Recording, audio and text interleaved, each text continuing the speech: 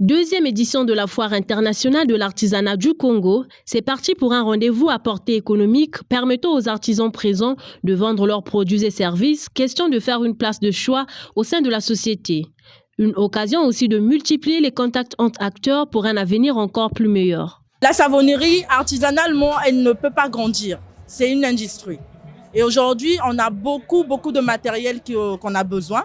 On a beaucoup besoin de matières premières parce que si on a vraiment besoin d'étendre notre produit sur tout le marché congolais, il fait une grande quantité de matières premières et ça nous coûte vraiment cher parce qu'ici, il y a quand même des compléments qui viennent d'ailleurs, ça coûte excessivement cher et quand on présente le prix aux clients ou aux citoyens lambda, c'est très souvent avec réticence qu'ils achètent.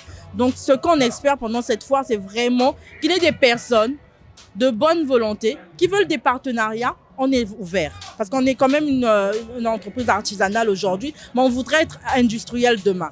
Donc le but, on n'est pas seulement dans le cosmétique, on est même dans le savon de ménage. C'est vrai qu'on ne l'a pas présenté parce que l'espace est petit, mais demain, on aura le savon de ménage, on aura le gel, on aura le javel. Donc on a vraiment cette projection de pouvoir s'agrandir à être industriel, mais toujours en restant dans les bases de recettes ancestrales. J'ai déjà fait des expositions un peu partout et c'est ma première fois ici au Congo.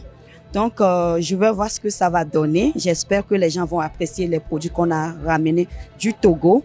Donc, voilà. Et normalement, j'espère avoir des contacts,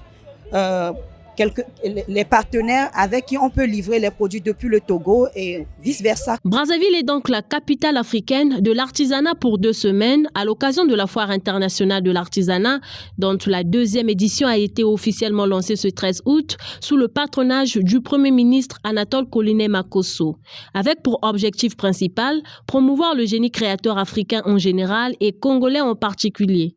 Nous vous invitons, Monsieur le Premier ministre, Mesdames et Messieurs les membres du gouvernement, les députés, le corps diplomatique, les officiels de divers rangs, acheteurs professionnels, collectionneurs, jeunes, femmes, hommes de toutes les catégories socio-professionnelles, de venir admirer et acheter et ainsi faire de bonnes affaires dans les rues des stands de ce grand village artisanal.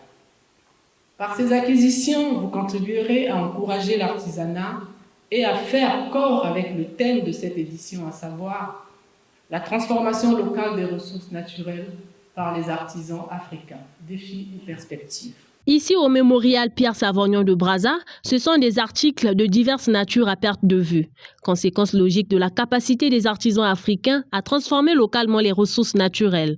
Preuve d'un continent prêt à se prendre en main malgré quelques défis que rencontrent encore les acteurs concernés dans l'exercice de leur profession.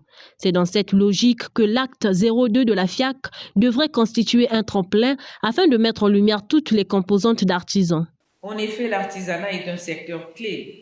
Nous le disons et nous le redirons toujours, pour le développement économique et social de notre pays. Il crée des emplois, il génère des revenus, préserve et valorise notre patrimoine culturel et favorise l'inclusion sociale. En investissant dans ce secteur, nous nous assurons un avenir prospère et une économie diversifiée. Aujourd'hui, nous franchissons une nouvelle étape avec la tenue de la 2e édition de la FIAC.